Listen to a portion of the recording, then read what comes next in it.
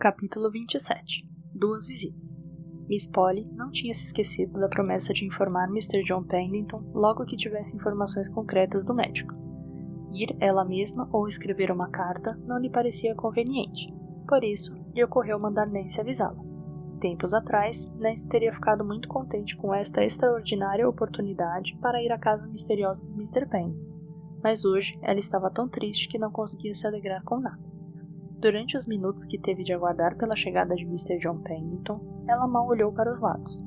"Eu sou a Nancy, senhor", disse ela respeitosamente em resposta à interrogação espelhada no olhar dele. "Miss Harrington me mandou trazer informações sobre Miss Pollyanna." Então, apesar da brevidade da palavra, Nancy compreendeu a imensa ansiedade que se escondia por trás do curto então. "As notícias não são boas, Mr. Pendleton. Quer dizer que..." Ele hesitou e Nancy abaixou a cabeça. "Sim, senhor. Ela nunca mais poderá andar." Fez-se silêncio absoluto. Depois, com a voz sacudida pela emoção, o homem disse: "Pobre menina, pobre menina." Nancy olhou para ele, mas logo abaixou o olhar. Ela nunca imaginou que aquele sujeito antipático e sério pudesse ficar assim.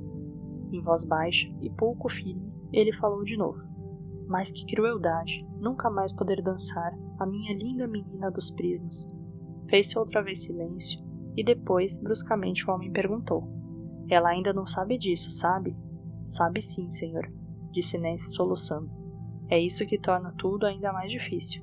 Ela descobriu por causa do gato. É que o gato empurrou a porta e Miss Pollyanna ouviu o que o médico estava dizendo para Miss Polly. Foi assim que descobriu." "Pobre menina", exclamou de novo o homem. "Sim, senhor.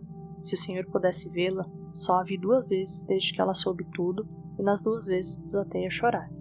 Foi tudo há tão pouco tempo que ela não consegue deixar de pensar nas coisas que não pode mais fazer.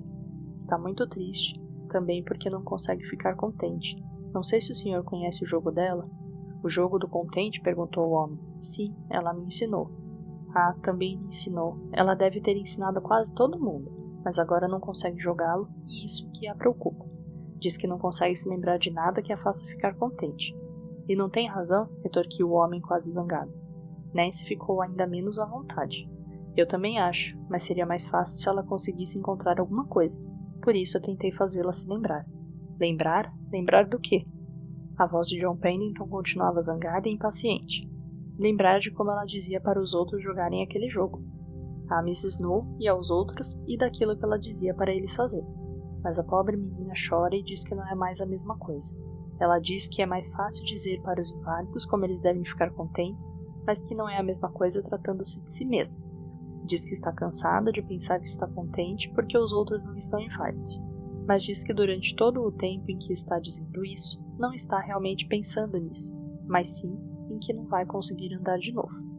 Nancy fez uma pausa, mas o homem nada disse. Estava sentado com as mãos nos olhos. Depois tentei lembrá-la de que ela costumava dizer que o jogo ficava mais bonito de se jogar quando ficava mais difícil. Mas agora ela diz que é diferente por ser difícil demais. "Preciso ir embora agora, senhor." Nancy voltou-se bruscamente, não podendo mais conter um acesso de choro. Na porta, antes de sair, ela hesitou, virou-se e perguntou timidamente: "Posso contar para Miss Pollyanna que o senhor esteve de novo com o Jimmy Bean?"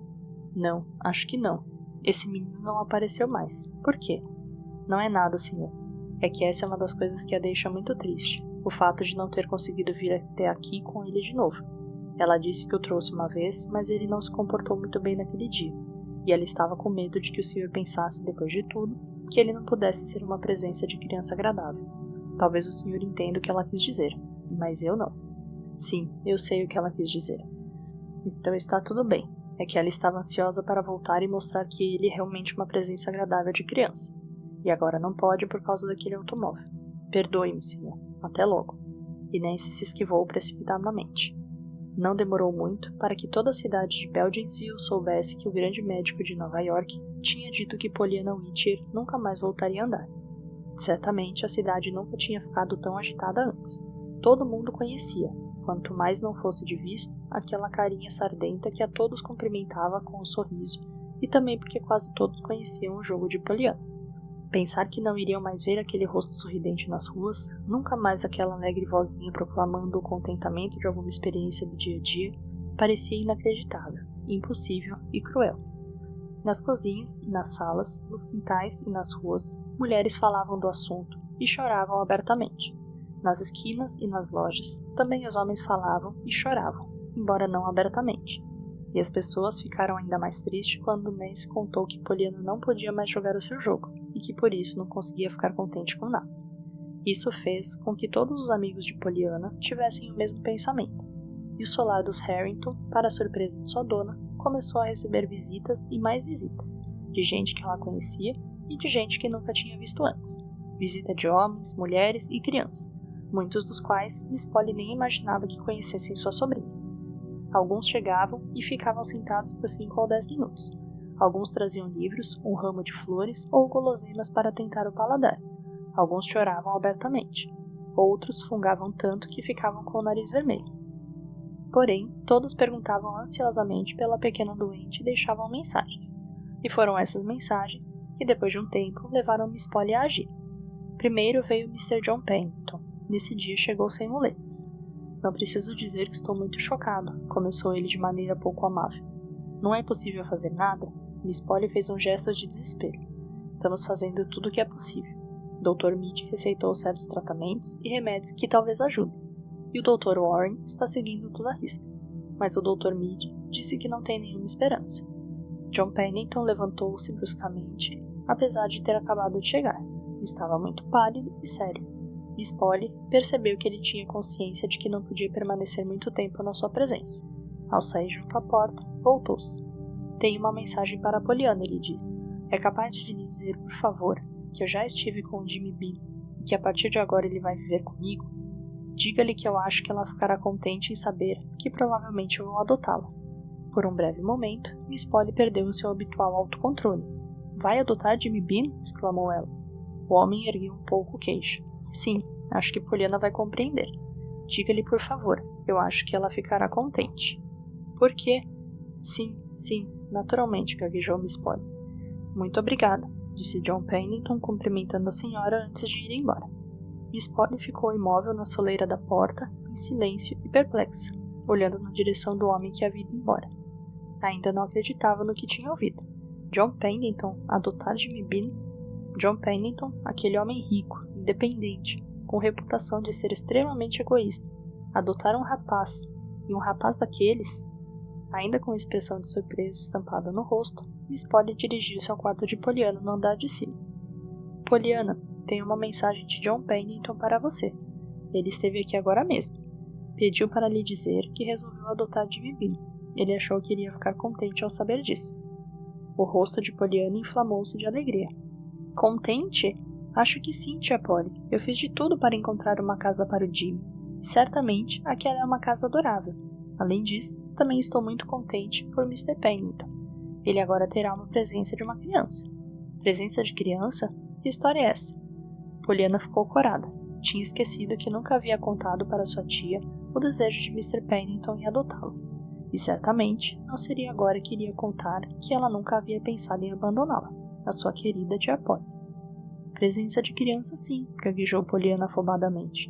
Uma vez, Mr. Pennington me contou que somente a mão e o coração de uma mulher, ou a presença de uma criança, podia fazer um lar. E agora ele conseguiu, a presença de uma criança. Ah, compreendo, disse Miss Polly docemente, e compreendia melhor do que Pollyanna pensava. Compreendeu a pressão a que Pollyanna estivera sujeita quando John Pennington tinha lhe pedido para ser a criança que transformaria sua grande casa, de pedra, num lar. Eu compreendo, concluiu, ela com os olhos inundados de lágrimas. Pollyanna ficou receosa de que a sua tia fizesse mais perguntas embaraçosas e tratou de mudar o assunto da casa de Pennington e do seu dono. O Dr. Chilton também disse isso. É preciso a mão e o coração de uma mulher ou a presença de uma criança para fazer um lar, observou ela. Miss Polly virou-se de repente. O Dr. Chilton? Como sabe disso? Ele me disse. Foi quando me disse que vivia apenas em quartos e salas, mas não num lar. Miss Polly não respondeu. Olhava pensativa pela janela. Então eu perguntei por que é que ele não arranjava uma mulher e fazia um lar. Pollyanna, Miss Polly tinha se voltado com severidade. Tinha as faces ruborizadas. Sim, eu perguntei. Ele parecia muito triste. E o que ele disse? Perguntou Miss Polly como se contrariasse uma força interior. Durante um minuto não disse nada. Depois, muito baixinho, disse que não é possível arranjar uma mulher sempre que se quer. Fez-se um breve silêncio. Os olhos de Miss Polly voltaram-se de novo para a janela. Continuava muito corada. Pollyanna suspirou. Ele continua a querer uma mulher. Eu sei, e eu gostaria que arranjasse. Por que, Pollyanna? Como é que você sabe? Porque depois, no outro dia, ele me disse outra coisa. Ele disse também muito baixinho, mas eu consegui ouvir. Disse que daria tudo para conseguir a mulher que amava. O que foi, tia Polly? A tia tinha se levantado de repente, dirigindo-se para a janela. Não é nada, querida. Estava só mudando a posição deste prisma, disse a tia cada vez mais corada.